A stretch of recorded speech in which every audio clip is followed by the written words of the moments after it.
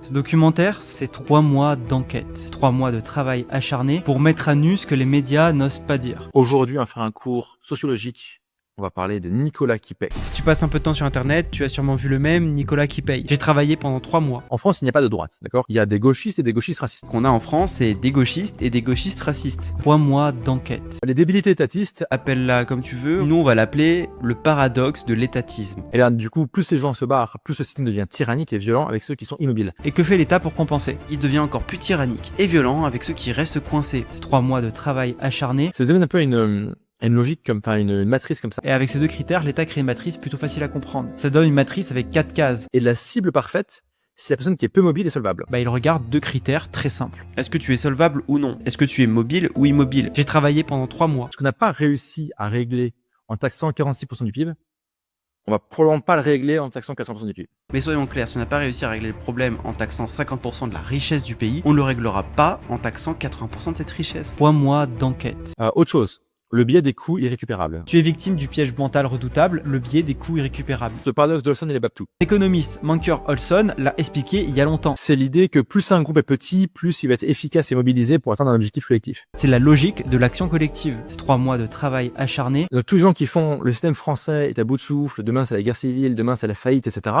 Que nenni. Alors maintenant tu dis ok mais le système est inefficace donc il finira par s'effondrer par lui-même. Mais malheureusement ça se passe pas comme ça. Un truc qui fonctionne pas peut continuer à ne pas fonctionner, à fonctionner en ne fonctionnant pas pendant très longtemps. Parce que la réalité c'est que scientifiquement un système défaillant a une incroyable capacité à survivre, à se maintenir coûte que coûte, même en état de mort clinique. J'ai travaillé pendant 3 mois. Grosso modo, vous avez 52-59% de l'électorat qui bénéficie directement et indirectement de l'État et dont les revenus dépendent partiellement en totalité de l'État. Parce que la moitié des électeurs français bénéficient directement des aides sociales. RSA, allocation logement, aides diverses et subventions. Pour l'emporter dans les urnes, ça va être chaud. Politiquement, ça veut dire qu'un candidat qui promet de réduire ses aides perd automatiquement la majorité des voix. C'est 3 mois de travail acharné. Et bien, ce que tu fais, c'est tu prends des racailles, tu les mets dans les manifestations, eux ils crament tout, ils pètent tout. Mais encore plus efficace, dès qu'un mouvement populaire devient dangereux, l'État laisse entrer les casseurs. Les vitrines brisées, les voitures brûlées, les affrontements avec la police, voilà ce qui restera dans les journaux du soir. Ce que vous vous apprêtez à voir, c'est la série documentaire Le citoyen souverain. L'individu souverain, c'est quelqu'un qui va s'affranchir finalement des États pour optimiser sa vie à l'échelle internationale.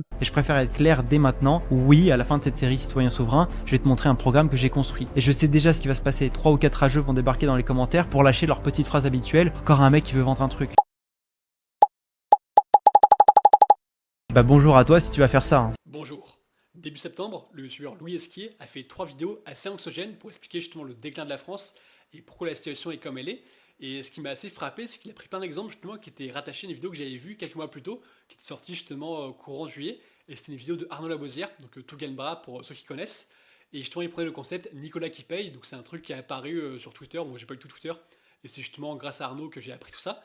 Et ce qui m'a frappé justement, c'est que dans la vidéo de Louis Esquier qui est sortie 2 mois plus tard, où il prétend justement avoir fait des recherches pendant 3 mois, il y a plein d'exemples qui reviennent en boucle, notamment justement le côté qu'il n'y a pas de droite en France. En France, il n'y a pas de droite, d'accord? Il n'y a aucun parti de droite, aucun parti mainstream.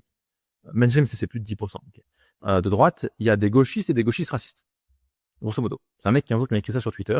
Je trouve que ça résume assez bien le truc. Et je vous ai trouvé une phrase que j'ai vue sur X qui m'a fait marrer, c'était qu'on a en France c'est des gauchistes et des gauchistes racistes. Donc en France, il y a juste des gauchistes et des gauchistes racistes, et ça justement c'est Arnaud qui en parle, puisqu'il a reçu un DM d'un mec qui lui disait sur Twitter, et après dans la vidéo, lui il va expliquer qu'en fait il a vu ça apparemment sur Twitter, donc c'était un peu curieux justement, j'étais assez marrant, c'est le même exemple, et après j'ai creusé, et j'ai enquêté du coup, pour le coup pendant à peu près une journée, et je me suis rendu compte qu'en fait il y a plein d'exemples qui sont repris justement de cette vidéo de Arnaud, et donc j'ai fait un petit décompte justement des différents points qu'il a repris. Donc il y a des gens qui disent « je veux du socialisme pour tout le monde », il y a des gens qui disent « je veux du socialisme que pour les blancs », il y a des gens qui disent « les blancs c'est de la merde, je veux du socialisme pour les non-blancs et je veux au contexte des blancs ». Le RN est aussi un parti étatiste comme les autres, qui veut garder toutes les aides sociales, toutes les dépenses publiques et toutes les bureaucraties. La seule différence, c'est qu'ils veulent réserver ça aux Français dits de souche. Donc on a le choix entre des gens qui veulent accueillir tout le monde et distribuer l'argent à tout le monde, et des gens qui veulent distribuer leur argent seulement à une petite partie du pays. Ce que tu dois comprendre justement, c'est qu'il y a plein de gens qui vont se dire que c'est pas bien, parce que justement on se dit plagier c'est mal, copier c'est pas bien. Et l'idée c'est qu'on apprend ça justement à l'école, qu'il faut pas copier parce que c'est pas bien de tricher. Mais en fait moi je me suis renseigné justement sur le business déjà depuis plusieurs années. Et ce que je me suis rendu compte, c'est qu'il y a plein d'entreprises qui font exactement la même chose. Donc quand une entreprise fait un truc qui marche, toutes les autres vont les copier. Et c'est pareil en fait dans le milieu du YouTube. C'est-à-dire que quand tu as un YouTuber qui prend un concept qui marche bien, du coup il peut se faire copier par les gens autour. Point suivant. Les débilités étatistes, avec ou sans le modèle de finance. En France, il existe une logique un peu étrange, que peu de gens osent nommer. Appelle-la comme tu veux, nous on va l'appeler le paradoxe de l'étatisme. Prenez un exemple très simple, vous prenez la fiscalité. Ok, débilité étatiste, vous taxez comme des cons. Ok. Du coup, les gens, ils vont frauder, ne pas bosser ou se casser. Conséquence dramatique, eh bien, il y a encore, la base fiscale disponible est beaucoup plus petite. Ce que vous pouvez lever en impôt est beaucoup plus bas. Donc, l'État est en dèche de thunes. Comme il est en dèche de thunes, qu'est-ce qu'il fait? Et là, parce qu'il est con, il va augmenter les impôts, il y a encore plus de mecs qui se cassent, et on continue. C'est simple à expliquer. Plus l'État échoue, plus les partis de gauche réclament encore plus d'État. Et loin de moi l'idée de tacler la gauche, mais c'est réel, c'est ce genre de parti qui veut plus d'État, alors que l'État actuellement est en train d'échouer. Est-ce que tu comprends l'absurdité? Plus ça plante, plus ils en veulent. Et ce qui est marrant, c'est que vous prenez presque 100% de ce que fait l'État, ça atteint l'objectif inverse. Et c'est assez fascinant. Je vais vous donner des exemples, mais amusez-vous à faire le jeu. Les services publics s'effondrent, mettons encore plus d'argent dedans. L'économie est étouffée par les impôts, augmentant encore les taxes. La bureaucratie devient insupportable, créant encore plus d'administration inutile. On est surendetté, alors augmentons encore plus les impôts de ceux qui ont de l'argent en France. Et oui, on cible uniquement les ultra riches, sauf que, attention, les ultra riches, eux, ils savent comment éviter les impôts. Après, vous prenez l'autre extrême, les gens plus. En fait, ils ne paient pas d'impôts. En fait, les très riches et les très pauvres ne paient pas d'impôts en France. Quand tu es très riche, à un certain niveau de fortune, soit tu t'es cassé, soit juste optimisé, donc tu payes rien. Parce qu'ils ont des sociétés partout dans le monde. Donc s'il y a un peu trop d'impôts en France, ils se mettent un petit peu autre part que de la France. Donc ils arriveront à les éviter. En vrai, j'abuse un peu, je dis qu'il a tout plagié, mais en vrai, il n'y a que la moitié de la première vidéo qu'il a plagié.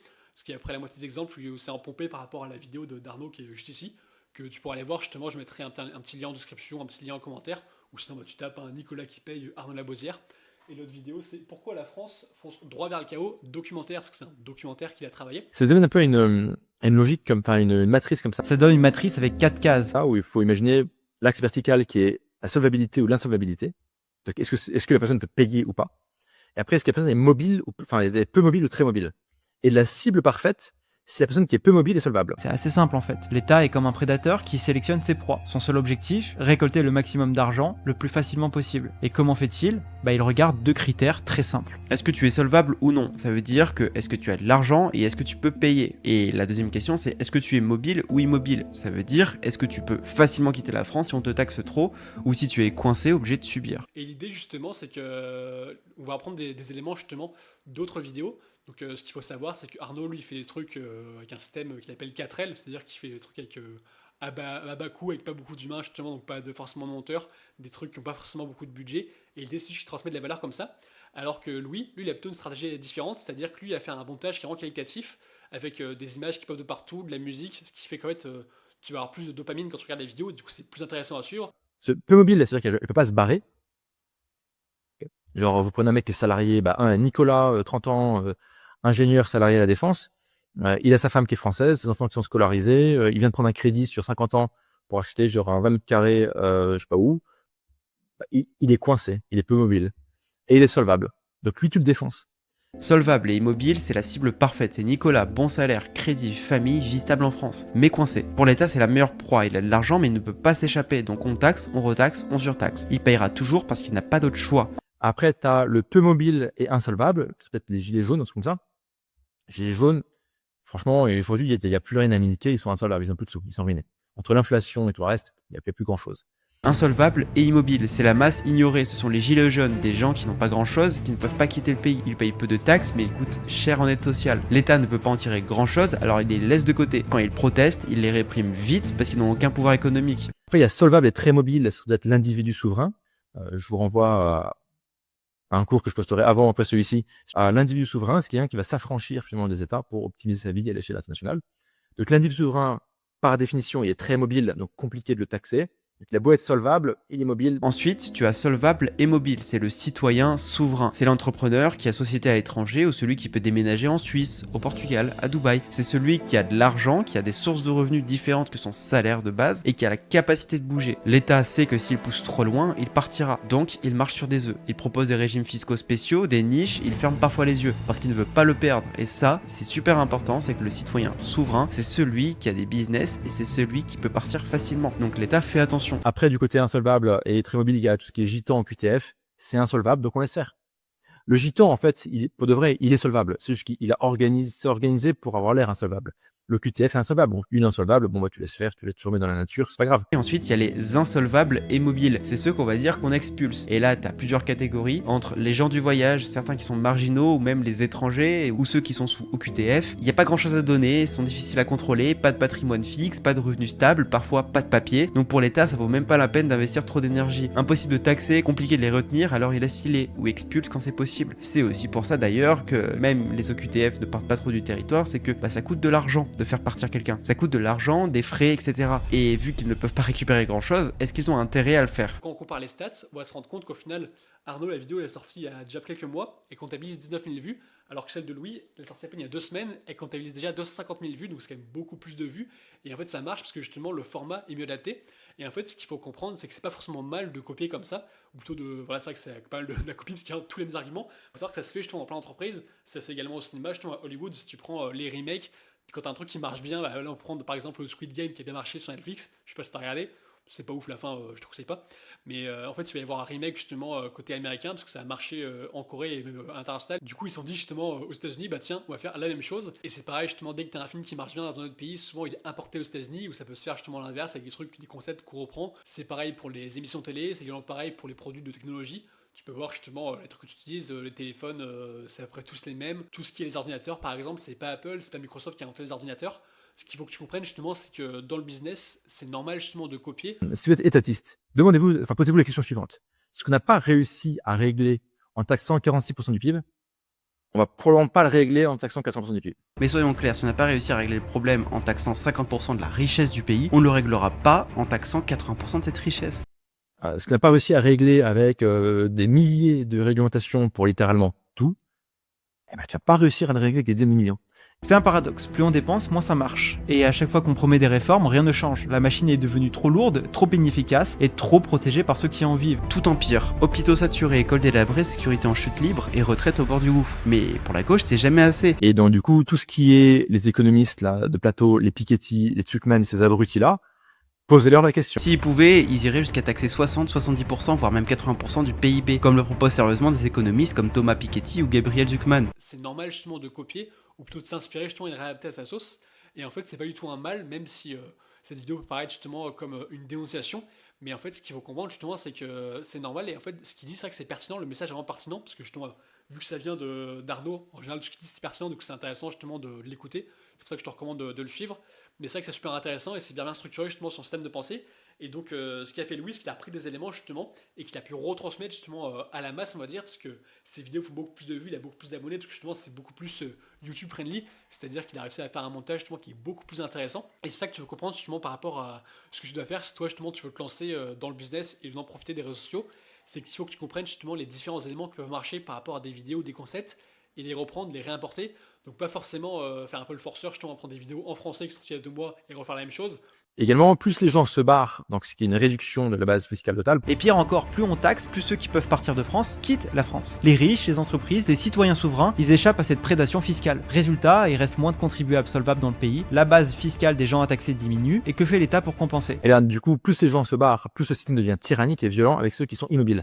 On va revenir dans un instant sur la notion de tyrannie et la notion de mobilité. Il devient encore plus tyrannique et violent avec ceux qui restent coincés, PME, salariés et familles modestes. Est-ce que tu comprends la spirale infernale? Plus l'État est inefficace, plus il devient violent pour maintenir son empire fiscal sur les derniers citoyens immobiles. Tu peux quand même creuser un petit peu plus, prendre des concepts qui ont été utilisés il y a plusieurs années dans notre pays, voir ce qui marche, voir qu'est-ce que toi peut te correspondre, voir qu'est-ce que tu peux mettre en place justement pour pouvoir faire des vues et après proposer ton programme. Et sinon, ce qui était assez curieux justement, c'est que je me suis renseigné justement sur les commentaires et les avis des gens. Donc c'est vrai que je t'ai mis quelques commentaires de mecs un peu haineux comme ils parlent dans la vidéo. Et le problème, c'est que tu prends les commentaires d'une vidéo comme Arnaud. Lui, il y a beaucoup de gens qui le kiffent, comme moi justement, parce que c'est de super contenu. Moi, c'est justement un entrepreneur que je suis pendant des années justement qui m'a fait découvrir le marketing en ligne. Et c'est vrai que c'est hyper intéressant tout son contenu. Et en fait, vu qu'il a donné beaucoup de valeur justement dans un public très niché, ce qui fait que les gens, si tu regardes ces commentaires, il y a tout le monde qui le kiffe, il y a très très peu de rageux. Bon, après, vu qu'on est en France, forcément, il y en a un petit peu. Alors que dans le cas de Louis, qui fait des vidéos qui sont un peu plus, on va dire, qui font mal, sont un peu plus polémiques et qui touchent un plus grand public, ce qu'il faut comprendre, c'est qu'il y a forcément des gens qui ne sont pas forcément intéressés par la sphère du business en ligne. Et ça qui est assez curieux comme stratégie, mais c'est toujours intéressant justement à noter, c'est qu'il va faire des vidéos assez mainstream, mais qui vont jouer également sur le marketing de la peur. Ce qui dénonce d'ailleurs dans sa vidéo justement que les médias jouent sur le marketing de la peur pour nous empêcher de faire les choses. Mais lui, c'est ce qu'il fait justement sur le marketing de la peur pour te pousser justement à acheter son programme. Mais après, c'est un truc qui marche très bien parce que justement, Arnaud, c'est un des marketing qui aime bien justement de jouer sur la peur pour pouvoir vendre ses programmes. Et ça marche très très bien justement dans ce qu'on appelle le make money. Donc, c'est le fait de vendre des formations pour gagner de l'argent. La peur est l'outil parfait pour transformer des citoyens libres en contribuables dociles. Et ce n'est pas nouveau. Dans l'Antiquité, les Grecs allaient voir des tragédies. Ces pièces mettaient en scène un homme ordinaire, broyé par le destin ou par les dieux. Il luttait, il résistait, mais finissait toujours écrasé. Pourquoi ces histoires? Parce qu'en sortant, le spectateur n'avait pas envie de se rebeller. Il avait appris une leçon, on ne peut rien contre le destin, mieux vaut rester sage, se fondre dans la masse. Et aujourd'hui, c'est la même logique, sauf que les dieux ont été remplacés par la dette, le climat, les crises économiques ou les pandémies. Des forces supérieures contre lesquelles tu es censé être impuissant. C'est ce qui s'appelle le biais de négativité. Les titres négatifs augmentent les clics en moyenne. Je le vois bien avec mes vidéos YouTube, à chaque fois que j'utilise un titre négatif, ça attire automatiquement plus de monde. Donc je veux vraiment que vous reteniez que mon but à chaque fois, c'est pas de vous faire peur, c'est de vous montrer ce qui se passe et que c'est pas ma faute si ce qui se passe est effrayant. Et aussi, c'est pour ça que je ne veux pas vous faire peur, je conclurai toujours mes documentaires et mes messages, même quand on a l'impression que c'est terrifiant, par un message d'action personnelle, d'action individuelle, de vous apporter des solutions. Parce qu'il y aura toujours des solutions, d'accord? Vous pourrez toujours faire quelque chose pour sauver votre vie, c'est indéniable. Et il n'existera jamais une situation où il y aura zéro solution. Et en fait, ça va être ça, un des risques, c'est que plus tu fais de vues, plus tu vas toucher une audience large, et plus tu auras des gens qui n'ont rien à voir justement avec le business, qui vont potentiellement rager sur ce que tu fais, qui vont dire ouais, c'est pas normal, il faut payer. Et en fait, ce qu'il faut comprendre, c'est que ça, c'est des personnes qui n'ont pas forcément la bonne mentalité, et justement, tu pourras malheureusement rien en faire. D'ailleurs, il y a un commentaire qui m'a fait rire qui disait justement que d'après ce qu'il dit dans la vidéo, il y a plein de gens qui se sont un peu condamnés et qui vont rester dans une situation assez déplorable parce qu'en fait, ils n'ont pas la mentalité pour pouvoir sortir justement de ce système de pensée et de leur quotidien pour faire plus d'argent. Et en fait, ça, c'est une réalité malheureusement. Autre chose, le biais des coûts irrécupérables. En anglais, c'est the sunk cost fallacy, ça sonne mieux qu'en français. C'est un peu un truc comme ça. Je vais zoomer. Tu veux savoir pourquoi, malgré tout ce que tu viens de comprendre, tu continueras probablement d'accepter ce système pourri, injuste et inefficace. Tu es victime du piège mental redoutable, le biais des coûts irrécupérables. Donc les sunk cost fallacy, c'est vous allez investir. Le T, c'est le temps et le dollar sign, c'est votre investissement de temps, d'énergie, de focus. En fait, les gens ont un investissement. Les gens se sont investis financièrement, se sont investis humainement, se sont investis psychologiquement, se sont investis idéologiquement. Ils se sentent français, ils se sentent patriotes, ils ont payé pour ce système, ils ont cotisé pour leur sécurité sociale, pour leur classe vitale, pour leur retraite. Donc, il y a un investissement psychologique, financier, idéologique, etc., qui a été fait. Tout cet investissement-là, ils vont rien. Donc là, en gros, la première possibilité, c'est de se dire, bah j'arrête, je me casse, je coupe cet investissement. Donc, tout cet investissement, dont j'ai cotisé, j'ai voté, je me suis engagé idéologiquement, psychologiquement, je me sens français, etc., etc. Et là, il faut plus ou moins y renoncer, potentiellement. Et donc, il faut accepter sa perte. Concrètement, ça signifie que tu es tellement habitué à payer toujours plus d'impôts, tellement habitué à subir ce système injuste que tu n'arrives plus à imaginer arrêter maintenant. Tu te dis, j'ai déjà payé toute ma vie, j'ai déjà donné tellement d'argent, tellement d'énergie à ce pays, à ce système que je ne peux pas m'arrêter maintenant. Sauf que les gens, donc ça c'est une perte, c'est un coût irrécupérable. Quand tu fais sécession, t'as perdu. Les gens n'ont pas envie. Il y a ce biais qui dit, si maintenant j'arrête, eh bien, je perds tout ça. Genre, j'ai commencé à payer un logement, j'ai pris un crédit sur 25 ans, j'en suis déjà à 7 ans. Ah, ce serait quand même con d'arrêter maintenant. Peut-être. Peut-être pas. Parce que le crédit, il te rend peu mobile et donc il te rend défonçable. Alors voilà. Donc, la plupart des gens, ils vont dire, j'ai pas envie de prendre cette perte. Du coup, je reste et finalement, la perte est beaucoup plus grosse. Donc, on reste dans cet investissement et donc, en restant dans cet investissement perdant, eh bien, la perte réelle est bien supérieure. Non. Alors tu continues encore et encore à payer, à subir et à supporter. Si tu t'arrêtais maintenant, t'aurais l'impression que tout a été gâché, toutes ces années, tout cet argent et toutes ces taxes et ces efforts auraient servi à rien. C'est un piège psychologique qui explique pourquoi on reste prisonnier du système français, pourquoi on accepte encore aujourd'hui l'inacceptable. Et c'est exactement ce que l'État veut. Et ce qu'il faut comprendre justement, c'est que plus tu vas toucher une audience large, plus tu peux toucher des personnes qui sont pas forcément dans ta cible, donc toucher des gens qui sont pas dans ton avatar client, donc les personnes avec qui tu peux vendre. C'est pour ça qu'il va y avoir des critiques de personnes qui n'ont même pas pris sa formation. Moi franchement je n'ai pas eu tout testé, c'est vrai que c'est sûrement intéressant, mais j'avais pas forcément le temps de m'y consacrer, parce que j'ai déjà payé aussi des formations à plusieurs milliers d'euros sur des thématiques différentes, mais qui même si à la fin se regroupent sur le même sujet. Et en fait là, je poursuis là-dedans parce que j'ai toutes les informations qu'il me faut pour pouvoir percer on va dire sur le réseau et faire un maximum d'argent, donc je peux forcément avoir plus d'informations. Maintenant j'ai à passer à l'action. Et d'ailleurs, c'est pour ça que je fais de plus en plus de vidéos. Donc, ce qu'il faut faire, si jamais toi, tu veux te lancer sur les réseaux, c'est être beaucoup plus niché justement au démarrage, comprendre ton marché cible, ton audience, savoir ce qu'ils veulent et leur donner. Et justement, on peut se dire que, je sais pas ce qu'il a fait exactement Louis avec ses vidéos, mais c'est ça qui touche un public de plus en plus large, pour des sujets qui peuvent vraiment faire beaucoup de vues. Et après, il faut voir justement dans sa conversion, ça convertit beaucoup de monde, parce qu'il y a une audience très très large, mais c'est vrai qu'il y a plein de gens qui en fait, n'ont rien à faire du business en ligne, et ça va être beaucoup plus dur derrière de pouvoir la convertir. Et d'ailleurs, c'est pour ça d'ailleurs que je pense qu'il y a une offre dite high ticket, c'est-à-dire qu'il vend à 3000 euros. Donc Donc ouais, c'est high ticket, c'est quand tu vends justement un produit à plusieurs milliers d'euros, et du low ticket, c'est quand tu vends quelque chose à, on va dire, à 50 balles ou à 20 balles, 27 balles, 37 balles, un truc assez abordable. Là, l'idée, c'est que dans ce type de marché, on va taper une audience très large, et en fait, ça va être dur de vendre à tout le monde, parce qu'il y a plein de gens qui s'en foutent, comme tu peux voir dans les commentaires.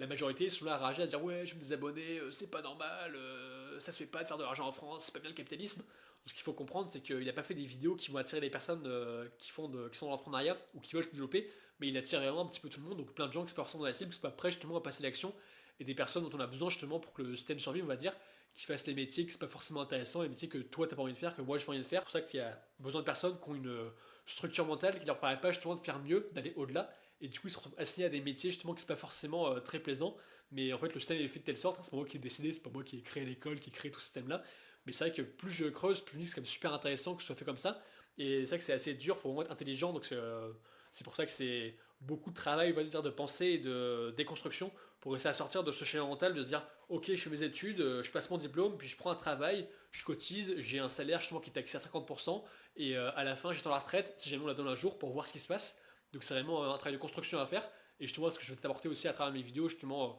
mon schéma de pensée, mon avancée dans l'entrepreneuriat, et pour savoir qu'est-ce que toi tu dois faire, quelles sont les leçons que j'ai pu en tirer à travers le temps. Mais voilà, la leçon principale justement à en tirer à travers ces vidéos, c'est de se dire qu'en fait copier, bah, ça peut être intéressant justement, et d'ailleurs moi c'est un truc que j'ai sûrement adopté justement pour prendre des vidéos qui ont cartonné, que ce soit à l'étranger ou en France, qui sont moins connues, les réadapter à ma sauce pour pouvoir transmettre justement de la valeur, et c'est un peu ce qui se fait de partout, parce que ce que tu vois aujourd'hui, t'as plein de livres, on va dire, de dev perso, c'est un peu copié les uns les autres. Après, tu as une vague justement de youtubeurs qui parlaient de développement personnel, donc ils ont pris justement le format dev perso qui le retranscrit en vidéo, mais globalement ils lisent des livres et ils retransmettent de l'information. Et l'idée c'est que justement c'est un mode de fonctionnement qui fonctionne très très bien. Et c'est pareil justement à l'école, hein, si jamais tu as fait des études supérieures, moi j'ai fait une école d'ingénieur. En fait, c'est pareil, c'est des mecs qui ont appris justement d'école d'ingénieur. En général, c'est plutôt des chercheurs, donc c'est pas forcément travailler en entreprise. Alors que toi, justement, quand tu arrives en école d'ingénieur, ce que tu veux, c'est. Enfin, moi, ce que je voulais, c'était avoir un gros salaire et travailler dans des grosses boîtes.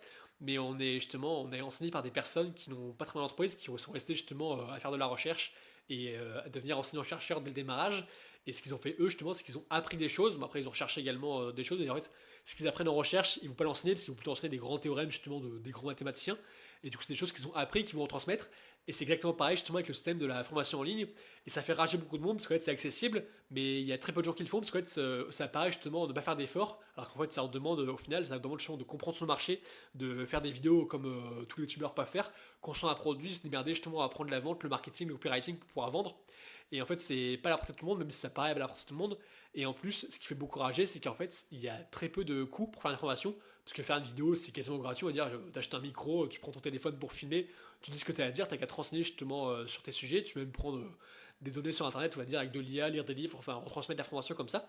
Et il y a très peu de coûts. Et à la fin, ce que tu vends, bah, t'as pas de coût, on va dire, de créer un produit. Par rapport à cette achète de chaussures, par exemple, il faut payer justement les personnes qui vont faire les chaussures, après payer tout le transport, payer le magasin qui va le vendre. Et là, justement, avec l'information, ce qui est magnifique, c'est que tu peux vendre justement des choses quasiment sans coût, sauf si jamais tu fais de la pub. Mais si tu fais de l'acquisition organique, bah, du coup, tu as eu le fait de l'effort, la sueur à faire tes vidéos pour pouvoir après vendre tes vidéos aux personnes qui sont intéressées. Et ce qui fait rager beaucoup de monde en France, c'est les personnes qui sont en général très très pauvres, qui vont rager se dire ah putain, il y a des gens qui réussissent alors que moi j'arrive pas du tout. Mais en fait, justement, ces personnes-là faisaient les efforts et s'ils avaient la bonne mentalité, ils pourraient réussir à faire de l'argent en faisant les mêmes choses. Et ce que tu dois comprendre également, c'est qu'il y a beaucoup de youtubeurs ou de personnes sur internet qui entreprennent, qui te vendent un peu la solution miracle. Après, là, je critique, j'ai pas du tout vu sa formation, je sais pas du tout de quoi il parle, mais globalement, je pense qu'il t'enseigne un petit peu une méthode miracle. Parce que j'ai entendu dire justement, c'était ouais, travaille seulement 2 heures par jour pour gagner 3000 euros par mois, parce qu'il n'a pas abusé justement à dire 10 000 euros par mois. Mais bon, c'est assez idyllique, on va dire, de travailler uniquement 2 heures par jour. En vrai, ce qu'il faut faire, c'est vraiment entrepreneur, c'est de travailler beaucoup plus. Et la vérité, le vrai secret pour faire beaucoup d'argent, c'est faire justement ce que font tous les youtubeurs, c'est-à-dire faire des vidéos, justement bâtir une audience pour avoir des personnes qui nous suivent et qui kiffent notre contenu. Donc ça prend du temps justement à développer tout ça. Et il faut aussi réfléchir aux différentes choses qu'on va mettre en place.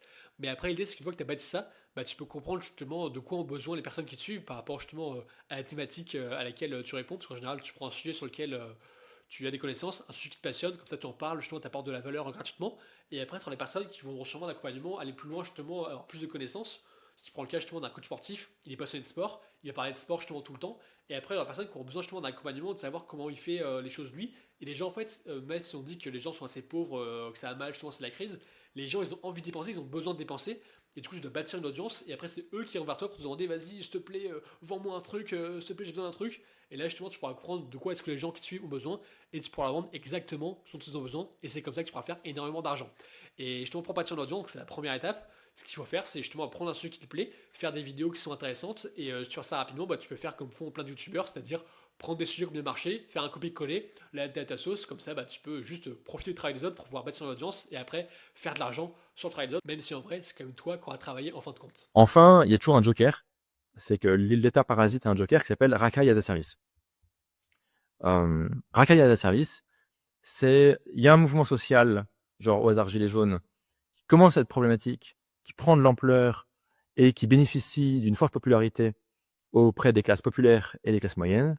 Et bien, ce que tu fais, c'est tu prends des racailles, tu les mets dans les manifestations, eux ils crament tout, ils pètent tout, et le bourgeois, la classe moyenne, va se désolidariser du mouvement. Mais encore plus efficace, dès qu'un mouvement populaire devient dangereux, l'État laisse entrer les casseurs. Les vitrines brisées, les voitures brûlées, les affrontements avec la police, voilà ce qui restera dans les journaux du soir. En quelques heures, des groupes violents apparaissent au cœur de la manifestation, ils cassent des vitres, brûlent des voitures, affrontent les policiers. Et du coup, on va avoir deux camps, ceux qui vont dire regardez les policiers attaquent les manifestants, et ceux qui vont défendre les policiers. Et du coup, ça crée une division au sein des citoyens. Donc dès qu'il y a un mouvement social qui va s'incarner physiquement dans la rue, eh bien, t'as un joker, t'envoies du black bloc, t'envoies de la racaille as a service, les mecs pètent tout, ça détruit le mouvement, ça entraîne des réactions policières violentes, donc ça va désinciter les gens à manifester parce qu'ils ont peur de se prendre un flashball dans la gueule. Il y a beaucoup de couches de population qui vont se désolidariser du mouvement et le mouvement meurt. Quelque part, les gilets jaunes sont morts de ça. Donc résultat, le mouvement légitime des citoyens, ceux qui voulaient simplement défendre leur pouvoir d'achat, leur liberté, leur avenir, est immédiatement associé à des images de chaos. C'est redoutable. C'est plus facile d'éteindre une colère populaire quand elle est associée à la violence, à la destruction et à la peur. Les gilets jaunes au début c'était une majorité de gens normaux, des artisans, des infirmières, des chauffeurs routiers, des retraités qui demandaient juste à vivre dignement de leur travail, mais qui a pris toute la lumière médiatique, les casseurs, les groupes organisés qui ont détruit l'Arc de Triomphe, brûlé des voitures, saccagé des boutiques et mis à la rue beaucoup de gens. Et je préfère être clair dès maintenant, oui, à la fin de cette série Citoyens Souverains, je vais te montrer un programme que j'ai construit.